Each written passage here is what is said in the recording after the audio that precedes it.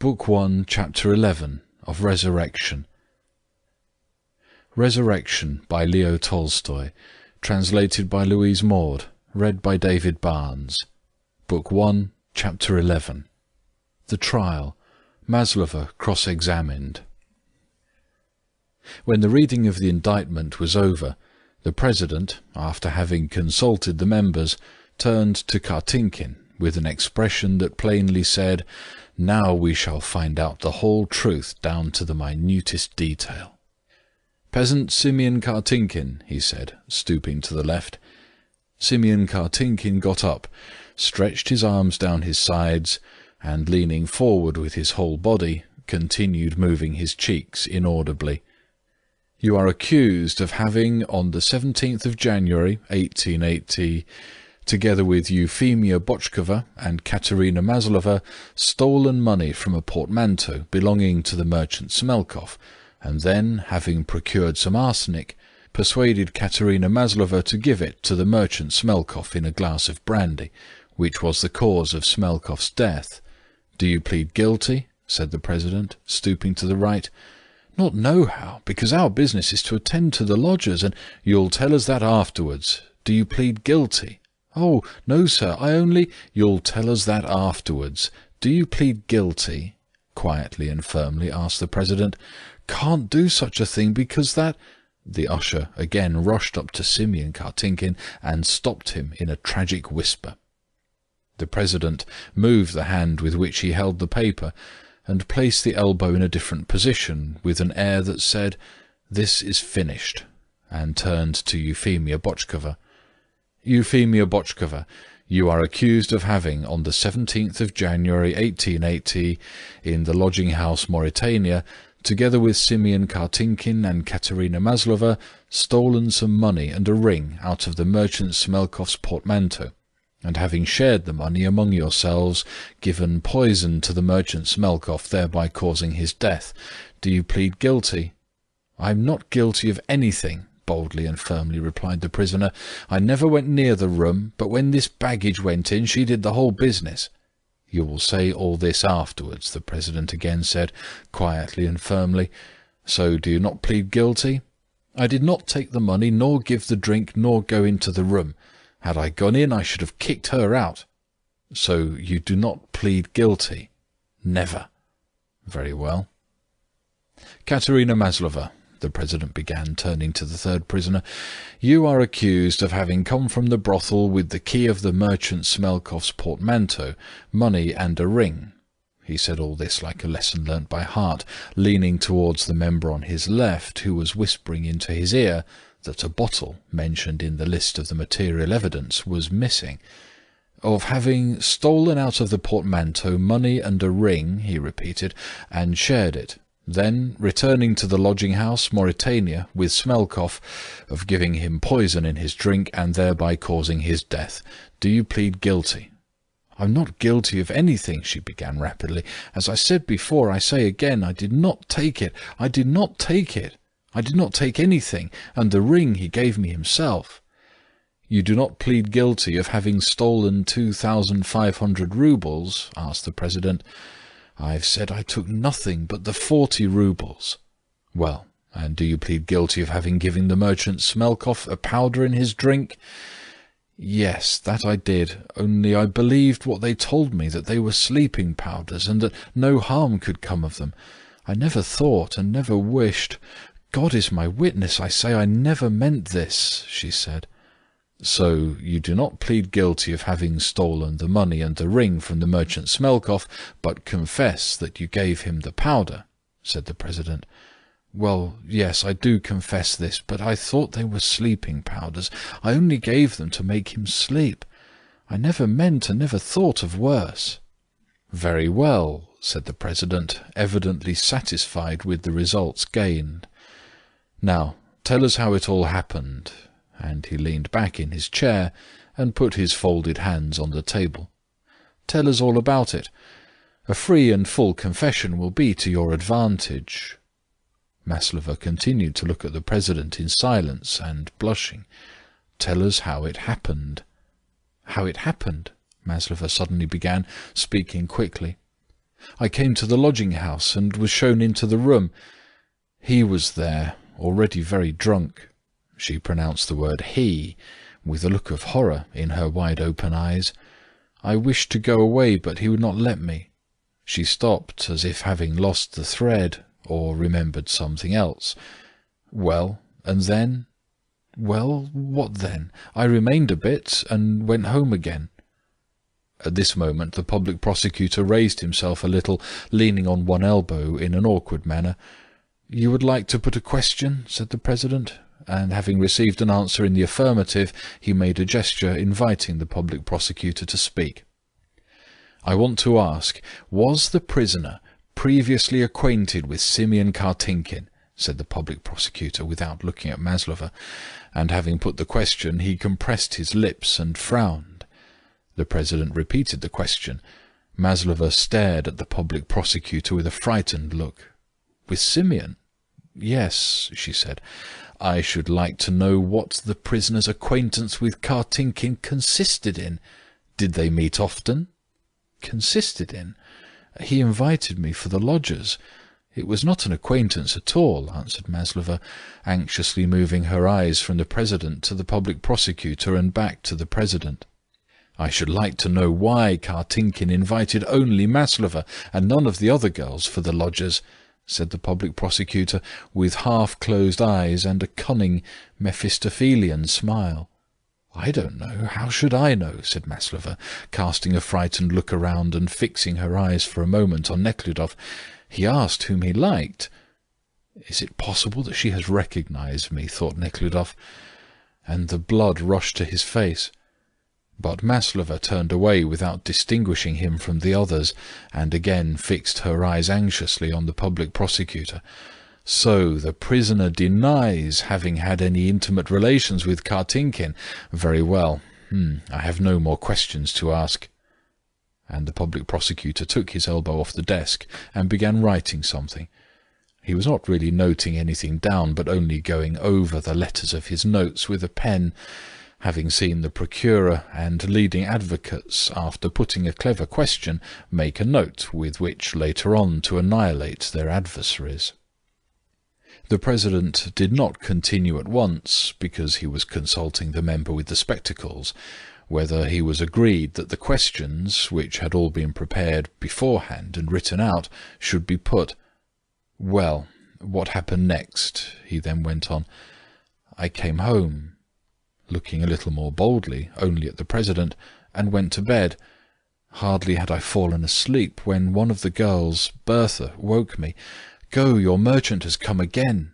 He,'" she again uttered the word he with evident horror, "he kept treating our girls and then wanting to send for more wine, but his money was all gone, and he sent me to his lodgings and told me where the money was and how much to take.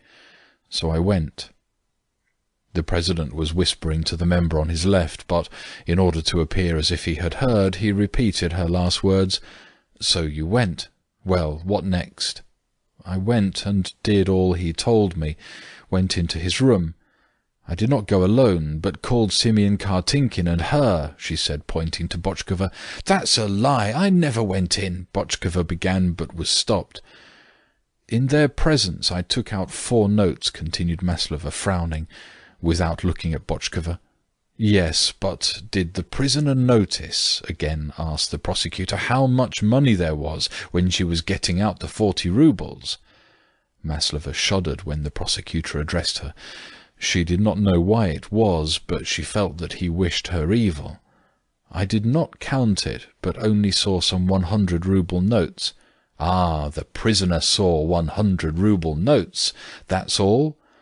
"Well, so you brought back the money," continued the President, looking at the clock. "I did." "Well, and then?" "Then he took me back with him," said Maslova. "Well, and how did you give him the powder? In his drink?" "How did I give it? I put them in and gave it to him." "Why did you give it him?" She did not answer, but sighed deeply and heavily. "He would not let me go," she said, after a moment's silence, "and I was quite tired out, and so I went out into the passage and said to Simeon, 'If he would only let me go, I'm so tired.' And he said, We're all so sick of him, we were thinking of giving him a sleeping draught. He'll fall asleep, and then you can go." So I said all right. I thought they were harmless, and he gave me the packet. I went in. He was lying behind the partition, and at once called for brandy. I took a bottle of fine champagne from the table, poured out 2 glasses, one for him and one for myself, and put the powders into his glass, and gave it him. Had I known, how could I have given them to him? "Well, and how did the ring come into your possession?" asked the President. "When did he give it you?" "That was when we came back to his lodgings. I wanted to go away, and he gave me a knock on the head and broke my comb.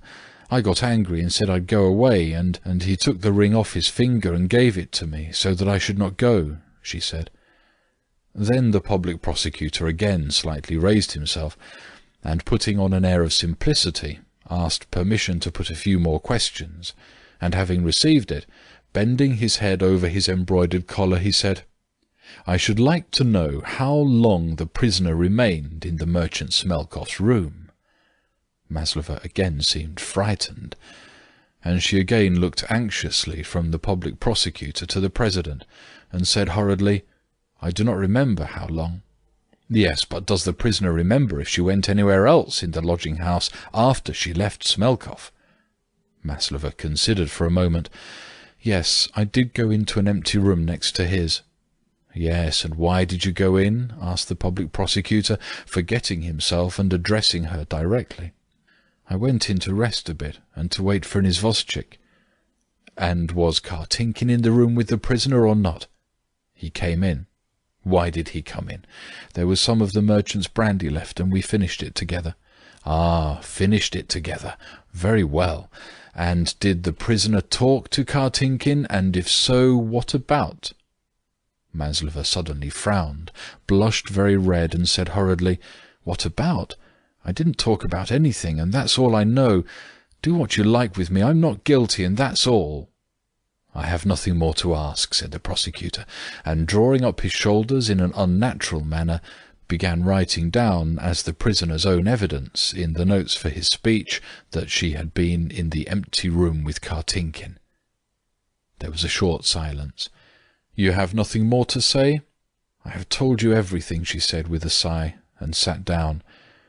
Then the President noted something down, and, having listened to something that the member on his left whispered to him, he announced a 10-minutes interval, rose hurriedly, and left the court. The communication he had received from the tall, bearded member with the kindly eyes was that the member, having felt a slight stomach derangement, wished to do a little massage and to take some drops, and this was why an interval was made.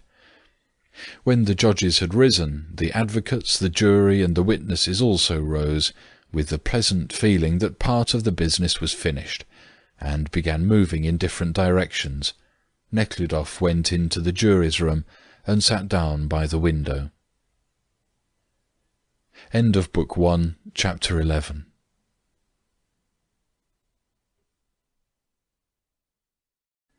Book 1, Chapter 12 of Resurrection. Yes, this was Katusha. The relations between Nekhludoff and Katusha had been the following. Nekhludoff first saw Katusha when he was a student in his 3rd year at the university, and was preparing an essay on land tenure during the summer vacation, which he passed with his aunts. Until then he had always lived in summer with his mother and sister on his mother's large estate near Moscow, but that year his sister had married, and his mother had gone abroad to a watering place, and he, having his essay to write, resolved to spend the summer with his aunts. It was very quiet in their secluded estate, and there was nothing to distract his mind. His aunts loved their nephew and heir very tenderly, and he, too, was fond of them and of their simple, old-fashioned life. During that summer, on his aunt's estate, Nekhludoff passed through that blissful state of existence when a young man, for the first time, without guidance from anyone outside, realizes all the beauty and significance of life, and the importance of the task allotted in it to man, when he grasps the possibility of unlimited advance towards perfection for oneself and for all the world, and gives himself to this task not only hopefully, but with full conviction of attaining to the perfection he imagines. In that year, while still at the university, he had read Spencer's Social Statics, and Spencer's views on landholding especially impressed him, as he himself was heir to large estates. His father had not been rich, but his mother had received 10,000 acres of land for her dowry. At that time he fully realized all the cruelty and injustice of private property in land, and being one of those to whom a sacrifice to the demands of conscience gives the highest spiritual enjoyment, he decided not to retain property rights, but to give up to the peasant labourers the land he had inherited from his father. It was on this land question he wrote his essay. He arranged his life on his aunt's estate in the following manner. He got up very early, sometimes at 3 o'clock, and before sunrise went through the morning mists to bathe in the river under the hill. He returned while the dew still lay on the grass and the flowers. Sometimes, having finished his coffee, he sat down with his books of reference and his papers to write his essay. But very often, instead of reading or writing, he left home again, and wandered through the fields and the woods. Before dinner he lay down and slept somewhere in the garden. At dinner he amused and entertained his aunts with his bright spirits. Then he rode on horseback or went for a row on the river, and in the evening he again worked at his essay, or sat reading or playing patience with his aunts. His joy in life was so great that it agitated him and kept him awake many a night, especially when it was moonlight, so that instead of sleeping he wandered about in the garden till dawn, alone with his dreams and fancies. And so, peacefully and happily, he lived through the first month of his stay with his aunts, taking no particular notice of their half-ward, half-servant, the black-eyed, quick-footed Katusha. Then, at the age of 19, Nekhludoff, brought up under his mother's wing, was still quite pure. If a woman figured in his dreams at all, it was only as a wife. All the other women who, according to his ideas, he could not marry, were not women for him, but human beings. But on Ascension Day that summer, a neighbour of his aunt's and her family, consisting of 2 young daughters, a schoolboy, and a young artist of peasant origin who was staying with them, came to spend the day. After tea they all went to play in the meadow in front of the house, where the grass had already been mown. They played at the game of Gorelki, and Katusha joined them. Running about and changing partners several times, Nekhludoff caught Katusha, and she became his partner. Up to this time he had liked Katusha's looks, but the possibility of any nearer relations with her had never entered his mind. "Impossible to catch those 2, said the merry young artist, whose turn it was to catch, and who could run very fast with his short, muscular legs. "You, and not catch us," said Katusha. 1, 2, 3, and the artist clapped his hands. Katusha, hardly restraining her laughter, changed places with Nekhludoff, behind the artist's back, and pressed his large hand with her little rough one, and rustling with her starched petticoat, ran to the left.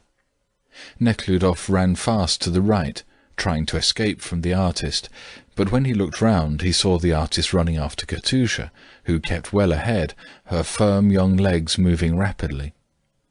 There was a lilac bush in front of them, and Katusha made a sign with her head to Nekhludoff to join her behind it, for if they once clasped hands again they were safe from their pursuer, that being the rule of the game.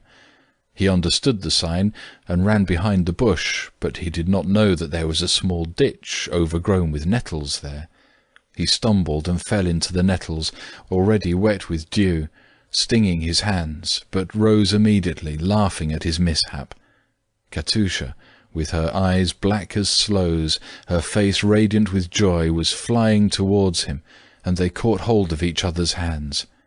Got stung, I dare say," she said, arranging her hair with her free hand, breathing fast and looking straight up at him with a glad, pleasant smile. "I didn't know there was a ditch here," he answered, smiling also, and keeping her hand in his. She drew nearer to him, and he himself, not knowing how it happened, stooped towards her. She didn't move away, and he pressed her hand tight and kissed her on the lips. "There, you've done it," she said, and freeing her hand with a swift movement, ran away from him. Then, breaking 2 branches of white lilac, from which the blossoms were already falling, she began fanning her hot face with them. Then, with her head turned back to him, she walked away, swaying her arms briskly in front of her, and joined the other players. After this, there grew up between Nekhludoff and Katusha those peculiar relations which often exist between a pure young man and girl who are attracted to each other. When Katusha came into the room, or even when he saw her white apron from afar, everything brightened up in Nekhludoff's eyes.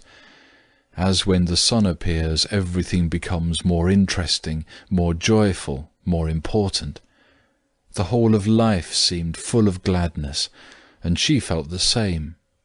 But it was not only Katusha's presence that had this effect on Nekhludoff. The mere thought that Katusha existed, and for her that Nekhludoff existed, had this effect.